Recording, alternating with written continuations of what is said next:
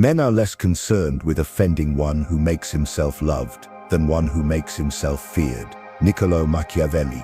Fear binds nations, commands armies, enforces laws, but there is a subtler chain, one far more suffocating than fear itself. Shame. Shame does not merely restrain the body, it poisons the soul. It crawls into the hidden corridors of the mind, whispering that you are unworthy, defective, beyond redemption. Unlike fear, which points outward, shame turns its dagger inward, making you both the prisoner and the jailer of your own invisible cell. Picture this: a soldier standing in formation, rigid under the blazing sun. His commander calls him out before the entire unit for a mistake.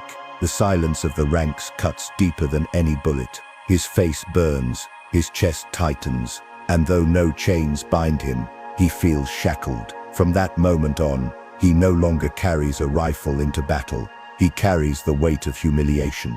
Or imagine a child ridiculed by a teacher in front of classmates. The lesson is not knowledge, but subjugation. The boy learns not how to think, but how to shrink.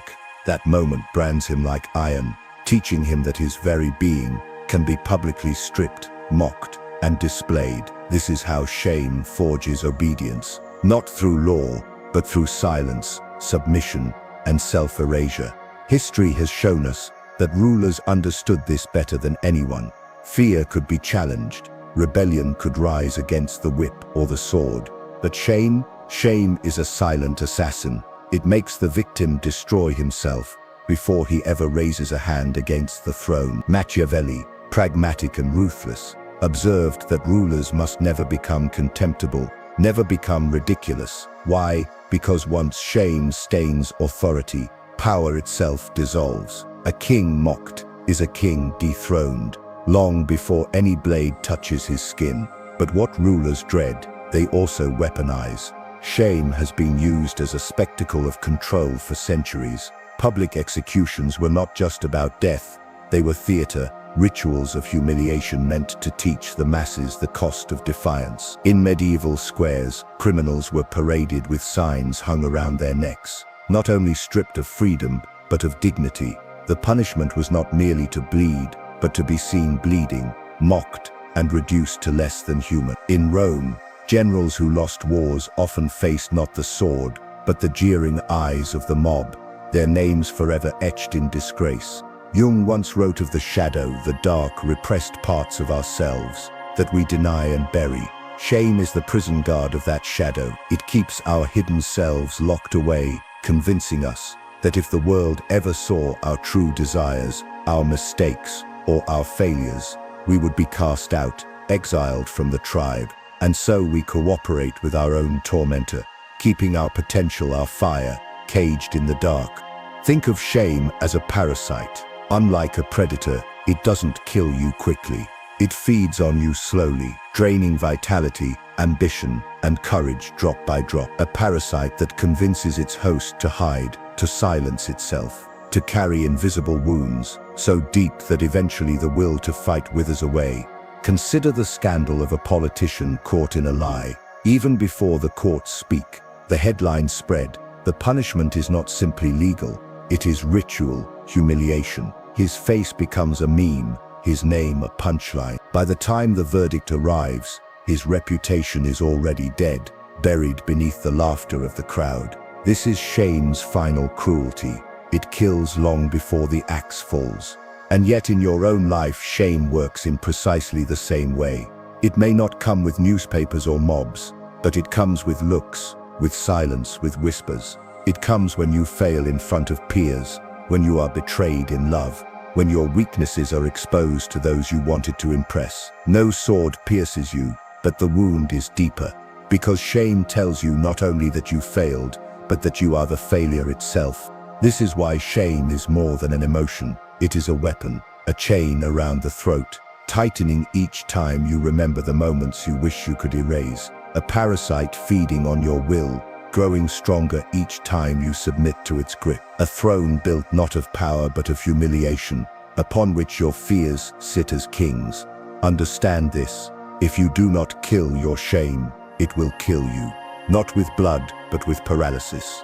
It will stop you from speaking when your voice matters, from acting when your chance arrives, from becoming the force you were meant to be. Machiavelli warned rulers never to let themselves become contemptible. The same is true for you. If you allow shame to rule, you have already crowned your executioner. And so, the war begins. Not outside, but within. The enemy is not merely those who humiliate you, but the part of yourself that kneels before them. The battle is not to erase shame, but to strip it of its power, to kill it before it quietly kills you. Shame is not the same as guilt. Guilt whispers, "You have done something wrong." Shame declares, "You are something wrong." Guilt points to an action, a moment that can be repaired or atoned for. Shame points to the self, branding it as defective, corrupt, unworthy of belonging. This is why shame cuts deeper than any external punishment. It does not condemn what you did, it condemns what you are. Psychologists have long understood this distinction.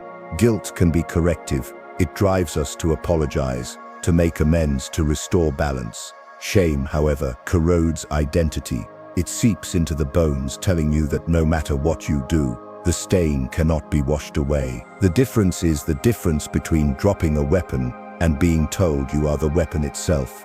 Carl Jung wrote of the shadow, the unconscious part of ourselves that carries what we deny or repress. Shame is the warden of this shadow. It locks away desires, impulses, and memories, telling us they are unfit for the light of day. But repression comes with a cost. What we bury does not disappear.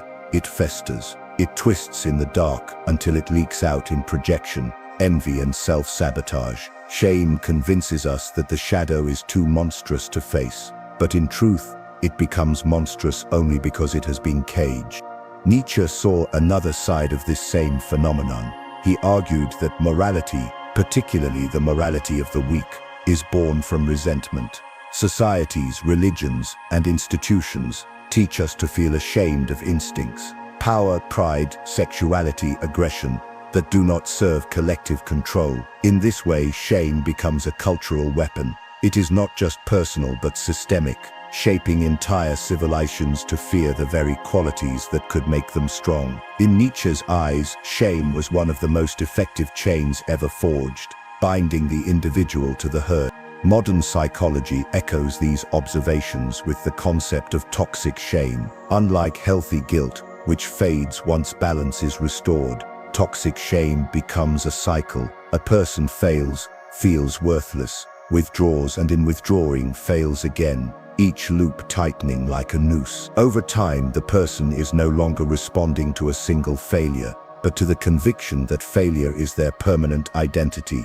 You can see its fingerprints everywhere, in religious shame, where people are taught that natural desires mark them as sinful, unclean, forever stained; in sexual shame, where intimacy and vulnerability become battlegrounds of secrecy, self-disgust, and silence; in failure-based shame, where losing a job or falling short of expectations is not treated as a setback, but as proof of inferiority. In each case, the wound is not confined to behavior, it consumes identity. Shame operates like a virus. A virus does not simply injure cells, it invades them, rewrites their code, and forces them to reproduce its poison. Likewise, shame infiltrates the self, convincing you to repeat its message until it becomes your inner voice. It convinces you that the humiliation was deserved, that the rejection was inevitable, that you carry within you a defect that cannot be undone. Over time, the infected self polices itself, needing no external punishment because the punishment has become internalized. And so, what began as an external experience, someone mocking you, someone condemning you, transforms into an internal condition. You no longer need the crowd to laugh or the authority to scold. You supply the laughter, the scolding, the disdain. The prison has been built, and you have become both prisoner and guard. This is why shame is so difficult to confront. It does not sit outside of you like an enemy across the battlefield. It weaves itself into your thoughts, into your identity, until fighting it feels like fighting yourself. But understanding its anatomy is the first act of resistance. To see shame not as truth, but as an invader, not as identity but as infection, is to weaken its grip. Only then can you begin to separate who you are from the lies that shame has carved into your soul. Machiavelli understood something that many rulers before him had learned the hard way. Power does not collapse in an instant. It erodes in perception. In The Prince, he warns not only of enemies with swords, but of mockery, of ridicule, of contempt. For Machiavelli, the greatest danger to authority was not rebellion in the streets, but the slow decay of respect. Once a ruler becomes laughable, once he is despised, his throne is already in ruins, even if he still sits upon it. To govern, he argued, is to master appearance. A prince does not need to be virtuous, but he must appear virtuous. He does not need to be merciful, but he must know when cruelty will be more useful than mercy. Above all, he must avoid shame, because shame is not merely a private wound. It is a public execution without blood. It disfigures authority, transforming power into weakness before the eyes of the people. Machiavelli's lesson is best illustrated in the story of Cesare Borgia, the ruthless commander who rose with the ambition of becoming Italy's unifier. Borgia appointed a minister, Romero d'Arco, to pacify a region through fear. The man was brutal, carrying out executions and punishments with such severity that terror gripped the land. And yet Borgia, recognizing the danger of being associated with this cruelty, staged a masterstroke. He had the minister executed and his body cut in half, left in the town square for all to see. The message was clear: the cruelty belonged to the minister, not to the prince. By shedding his servant's blood, Borgia washed his own hands clean, restoring his reputation and shifting contempt away from himself. It was not mercy, it was strategy, a calculated sacrifice to prevent shame from staining his image. This is the essence of Machiavellian pragmatism. Power can withstand hatred, so long as it commands fear, but it cannot withstand ridicule. A ruler feared may rule forever. A ruler mocked is already dethroned. Shame, then, is political death, like poison in the bloodstream of authority. It does not strike immediately, but once it circulates, collapse is inevitable. Consider history's fallen kings and emperors. Louis XV of France did not lose his head only to the guillotine. He lost it years earlier to public ridicule. His weakness, his indecision became theater for the people. And once a monarch becomes theater, he is no longer a monarch. Or think of Richard Nixon. Watergate was not merely a crime, it was a humiliation. The image of tapes, of lies, of desperation, stripped him of dignity before the world. Long before resignation, shame had already unseated him. Machiavelli's advice is cold, but it is brutally realistic. To lead is to guard, not only territory but perception. To lose respect is to lose control. This is why rulers invest so heavily in ceremony, in image, in pageantry. Thrones are not made of wood or stone. They are made of belief. Belief that the ruler deserves authority. Belief that he must be obeyed. Shame erodes that belief faster than any army could. Think of power as a fortress. The walls are built of fear, but the foundation is respect. Without respect, the walls crack, and even the strongest fortress collapses from within. This is why Machiavelli instructs the prince to act decisively, to avoid being seen as weak, indecisive, or absurd. To be hated is survivable. To be mocked is fatal. The lesson is not confined to monarchs and statesmen. Leaders in every domain, politics, business, even personal life, are subject to the same law.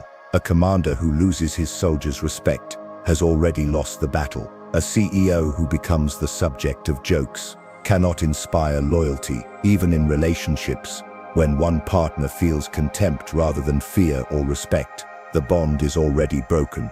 Machiavelli shows us that shame is not simply an inner torment, it is a political weapon. It topples leaders, weakens thrones, and makes authority dissolve into dust. To survive, one must guard against exposure, against becoming ridiculous in the eyes of others. Better, Machiavelli reminds us, to be feared than loved, because love can vanish, but once respect curdles into contempt, the throne is lost forever.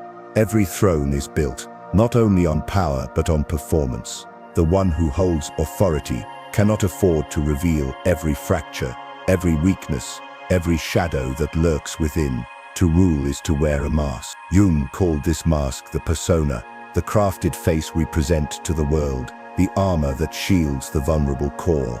Without it, the raw self stands exposed, and exposure is the breeding ground of shame. Machiavelli warned that a ruler does not need to embody all the virtues, mercy, loyalty, generosity, but he must appear to embody them. Appearances are not decoration, they are survival. For if the people perceive weakness, if they glimpse the cracks behind the mask, contempt takes root. A prince can wield fear and still command loyalty, but he cannot be despised. The mask is therefore not deception in the childish sense of lies. It is strategy, as vital as a sword in battle. Sun Tzu spoke of deception as the essence of war. All warfare is based on deception. A general who shows his true position, his true strength, invites destruction. To reveal is to endanger. Power is no different. Life itself becomes a battlefield of impressions, where concealment is not cowardice, but wisdom. The enemy, whether rival, subordinate, or public, seeks the soft flesh beneath the armor. The mask is the barrier that denies them access. History is filled with monarchs who mastered this performance. Elizabeth I of England cultivated the image of the Virgin Queen, untouchable, above scandal. Behind closed doors she battled frailty and doubt, but the mask held, and the mask itself became her throne. Modern rulers and executives do the same. When a CEO faces crisis, they rarely admit despair. Instead, they project stability, even optimism, because the illusion of control is often more valuable than control itself. To show panic would be to invite collapse. Predators, too, understand the necessity of masks. The most dangerous among them do not roar. They charm. They wear the mask of kindness, of empathy, of trustworthiness, while beneath lies calculation and hunger. Their mask disarms, making others lower their guard. Only when it is too late does the truth emerge. The predator without a mask is feared. The predator with a mask is welcomed, even admired. And admiration, Machiavelli would argue, is the most dangerous weapon of all. Imagine life as a chessboard. Each piece has power, but power only matters if it remains concealed until the right moment. A king that steps too far into the open court becomes vulnerable, exposed to attack from all directions. The art of survival is therefore not constant aggression, but the restraint of revelation. Hold your cards close. Hide your weaknesses as carefully as a general conceals his flank. To reveal too much is not honesty, it is surrender. This is why shame thrives in exposure. Shame needs light. It needs the gaze of others to humiliate and reduce. Strip a man bare before his peers and his dignity crumbles.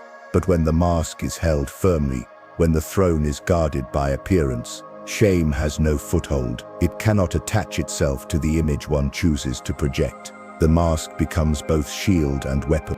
The lesson is stark. Concealment is not always falsehood, but preservation. To live without a mask is to wander the battlefield naked, offering your enemies every wound to exploit. To master the mask is to master the throne, whether that throne is a kingdom, a corporation, or the sovereignty of your own life. In the theater of power, truth is not what matters most. Perception is, and those who forget this do not remain kings for long.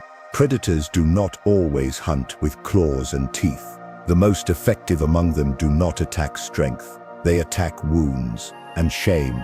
More than any other weakness is the wound they seek. It bleeds invisibly, but to the predator, it glows like a beacon in the dark. They circle it, exploit it, and feed on it until the victim is no longer a person but a puppet, moved by strings of humiliation and silence.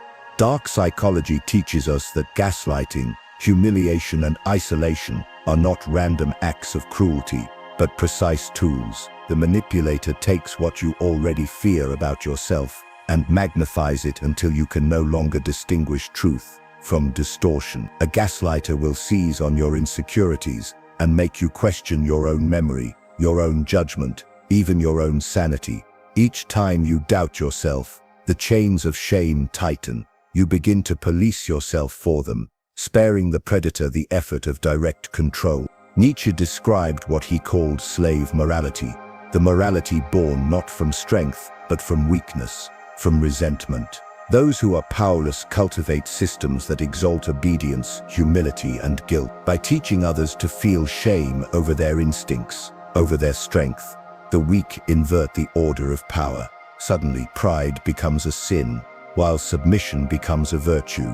The predator thrives in such systems. For once shame is internalized, people no longer need to be ruled by force. They rule themselves in the predator's favor. Cult leaders are masters of this craft. They strip away individuality, convincing followers that their doubts, their desires, even their private thoughts, are shameful.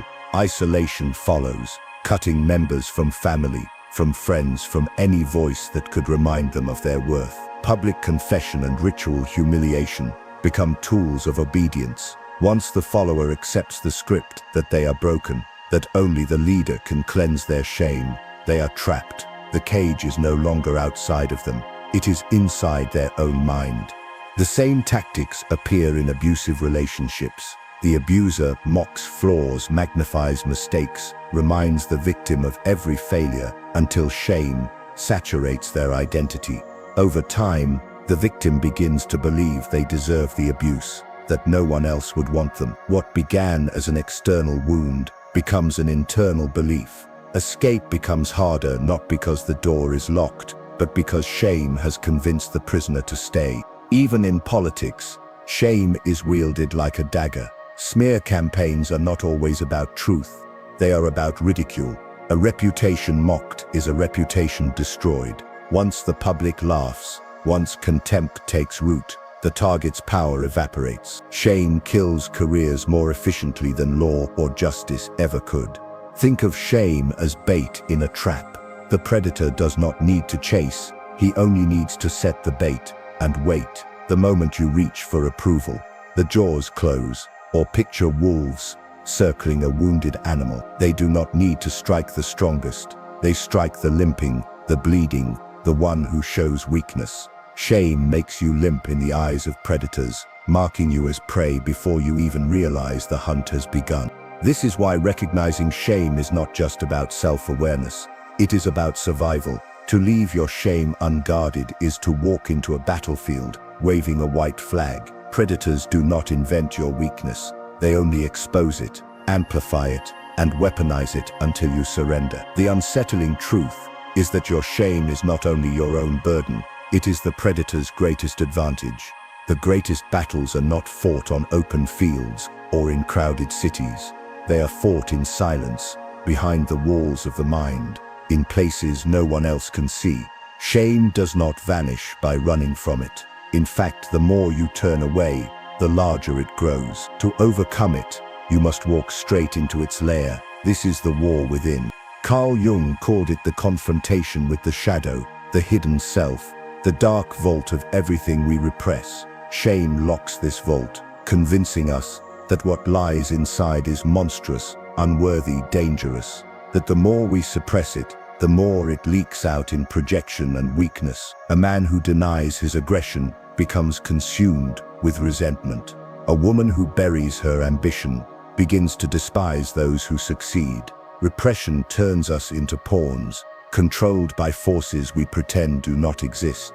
The process of integration is not about erasing the shadow, but about facing it, absorbing it, and wielding it as strength. Jung's patients often discovered that their nightmares, their compulsions, their fears were not signs of sickness, but signals from the shadow demanding recognition. By turning toward the darkness, they uncovered energy, vitality, and courage that repression had hidden. What once looked like poison became medicine. Nietzsche imagined a similar transformation in his vision of the Übermensch. He saw that morality, shaped by weakness, often shackled humanity with guilt and shame. To rise above, one must reject the chains of imposed morality and embrace the full spectrum of one's instincts. The Übermensch is not pure light, but light forged from shadow. He does not deny his impulses, he commands them. Think of shame as a dragon coiled around treasure. To avoid it is to starve outside the cave. never daring to enter,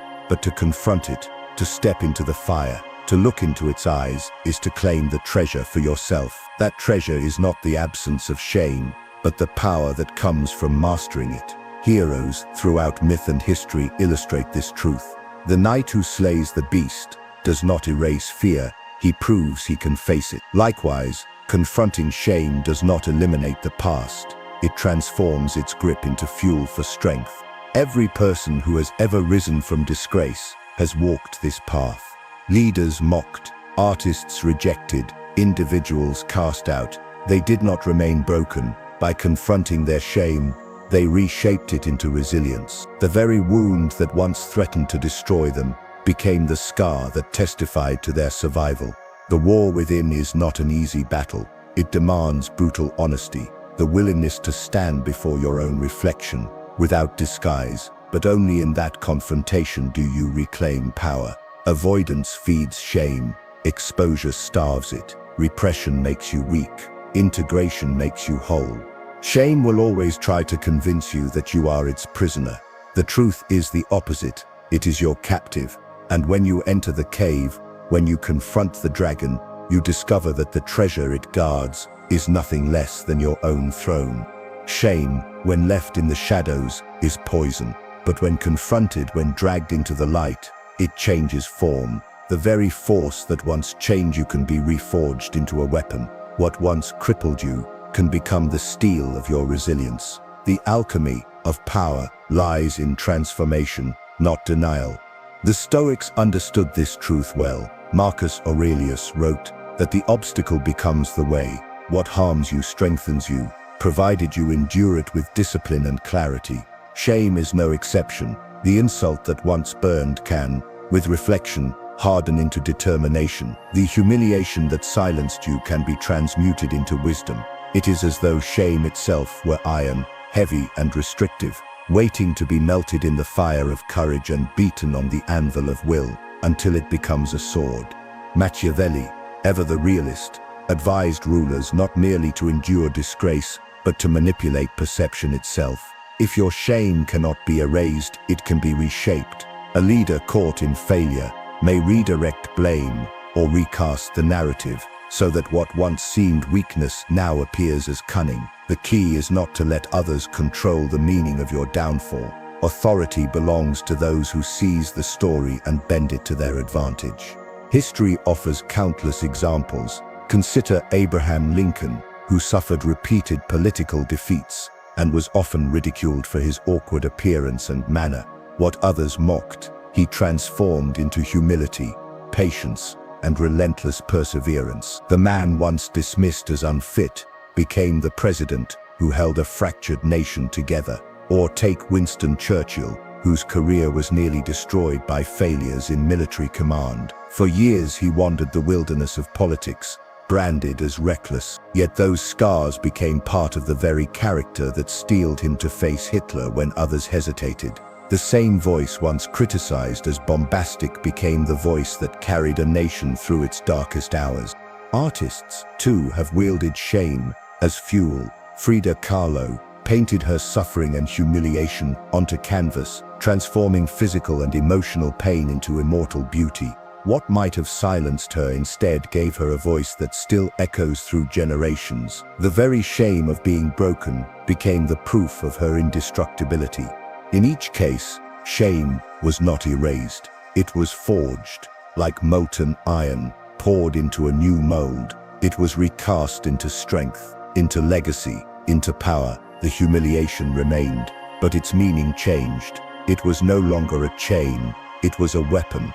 This is the choice that lies before every person wounded by shame, to carry it as dead weight, or to smelt it into something sharp, something useful. To allow it to weaken the spirit, or to let it carve the soul into something unbreakable. Shame never disappears, but it can be redefined. Transformation begins the moment you cease hiding. When you face shame directly, it loses its power to enslave. When you claim your scars instead of concealing them, they become a banner rather than a burden. Others see not your defeat, but your endurance. And endurance is one of the rarest forms of power. The predator's advantage disappears when you own your wounds. No insult can cripple the one who has already embraced the truth of his failures. No humiliation can enslave the one who has turned it into armor. It is as though every attack only sharpens the blade further, from chains to weapons. That is the metamorphosis. What once bent your back can now fortify your spine. What once silenced you can now amplify your voice. The throne does not belong to those who never fall. It belongs to those who rise from disgrace and turn their shame into a sword no enemy can take from their hand. The modern world has built a new arena where shame is no longer whispered in private rooms or confined to the village square. It is broadcast instantly, amplified to millions, and immortalized forever. Social media has become a digital Coliseum where humiliation is not only entertainment but currency. What once required a scaffold or a courtroom now unfolds on a glowing screen in your hand. And in this new theater, shame has become sharper, faster, and more devastating than ever before. Michel Foucault described the panopticon, a prison designed so that every inmate could be watched at all times, never knowing when the gaze was fixed upon them. In such a system, control no longer required guards at every corner. The mere possibility of observation was enough to enforce obedience. The internet has recreated this prison on a global scale. Every word typed, every picture posted, every action captured can be judged, mocked, and weaponized. The eyes of the crowd are everywhere, and the crowd never sleeps. Machiavelli warned rulers to guard their appearances, to avoid becoming ridiculous or despised. In the digital age, this lesson is no longer reserved for kings. Everyone with a profile, a camera, or an audience now lives under the same law. A single mistake, a poorly chosen phrase, or a private act exposed can reduce a person to ridicule in hours. What rulers once feared, the loss of dignity before the mob, has become the daily fear of ordinary people. Cancel culture thrives on this dynamic. The spectacle is not about justice, but about humiliation. A celebrity tweets something offensive, and within hours the narrative is not only about their words, but about their worth as a person. They are dragged into the digital arena, condemned by hashtags, their name trending not with honor but with contempt. The punishment is not prison, it is exile. Sponsors vanish, friends withdraw, and the person becomes a symbol of disgrace. The mob does not need proof beyond perception. The image of shame is enough. But it is not only the powerful who fall. Ordinary people unknown beyond their circle can be thrust into the spotlight of exposure. A private video leaked, an angry comment recorded, a single misstep at the wrong moment, and suddenly their life is reduced to a meme, their identity defined not by years of living, but by seconds of humiliation. Unlike the ancient punishments that ended in execution, the modern spectacle does not kill the body. It kills reputation, livelihood, and trust, leaving the victim alive but marked forever. This digital Coliseum thrives because shame has always been a collective performance. In Rome, crowds roared as criminals were paraded through the streets. Today, the crowd roars with likes, shares, and comments. The spectacle feels righteous, but underneath is the same hunger, the thrill of watching another fall. Each cancellation, each humiliation, is another sacrifice to the gods of public opinion. Yet the cruelest part is permanence. In past centuries, a scandal might fade with memory. Today, the internet remembers everything. Screenshots, archives, reposts ensure that shame never fully dies. It lingers like a ghost, ready to be resurrected with every new controversy. This permanence is a weapon Machiavelli himself never had to imagine. Disgrace that outlives time, that becomes part of the digital identity itself. And so, the battlefield of perception that Machiavelli described has expanded to every corner of society. Politicians shape their words not only for policy but for optics. Influencers curate perfect images, terrified of a crack in the mask. Ordinary people live with the quiet fear that any private moment could be dragged into the light of ridicule. Everyone is both performer and prisoner, watched and judging, applauding one day and condemning the next. This is the modern arena of shame, a place where the old laws of power apply more than ever, but the stakes are multiplied by the speed and permanence of technology. Those who understand the rules of perception, who guard their image with discipline and adapt with cunning, may survive. Those who forget the power of exposure, who underestimate the mob's hunger, find themselves reduced not by sword or scaffold, but by ridicule. And ridicule, as Machiavelli warned, is political death in its purest form. Shame is a slow death, the quiet executioner that strangles ambition and cripples will before the first battle is even fought. To live under its rule is to kneel willingly before an invisible throne, crowning your own fear as king. But every chain has a weakness, and shame's weakness is confrontation. When you face it, when you strip it of secrecy and stare directly into its eyes, it loses the power to dictate who you are. What once whispered, "You are unworthy," begins to tremble under the force of your refusal to submit. Carl Jung taught that only by integrating the shadow, the darkest, most hidden parts of ourselves, can we become whole. This does not mean erasing flaws or denying failures, but claiming them as part of our arsenal. What you hide enslaves you. What you embrace empowers you. The person who accepts his shame transforms it into armor, into strength that no predator, no tyrant, no mob can exploit. Machiavelli, in his cold realism, knew the same truth. Image is power. If you master the way you present yourself, shame cannot define you. If you burn the mask of humiliation and craft one of dignity, even disgrace can be reshaped into authority. History has shown us this transformation. Julius Caesar was once captured by pirates. They mocked him, demanded ransom, and treated him as a joke. Yet Caesar turned the insult into a stage. He laughed at them, promised he would return to crucify them, and when he was freed, he did exactly that. Shame became not his end, but the spark of his legend. Napoleon, ridiculed as the little corporal, embraced the insult, wore it as proof of his closeness to the soldiers, and transformed ridicule into loyalty. The very word meant to belittle him became a badge of honor that strengthened his throne. Even in the modern world, leaders, artists, and thinkers who rise from humiliation prove the same law. Those who accept shame as final are erased. Those who seize it, redefine it, and rise above it become immortal. Shame kills only those who submit to it. For the defiant, it becomes the fire that tempers steel. Imagine the throne within yourself, empty, waiting. For years it may have been occupied not by you, but by shame, sitting smugly, whispering decrees that shape your silence, your hesitation, your fear. To claim that throne, you must burn the mask shame has forced upon you. You must walk into the chamber where it sits, drag it down and seat yourself in its place. Only then does the crown return to your head, not as ornament, but as symbol of mastery. This is the final truth. You cannot avoid shame, but you can kill it. You can tear away its grip, break its chains, and wield it as a weapon forged in fire. The throne belongs not to the flawless, but to the fearless. The scars of humiliation are not signs of weakness, but proof that you endured, that you faced the executioner and lived. You are left with a choice.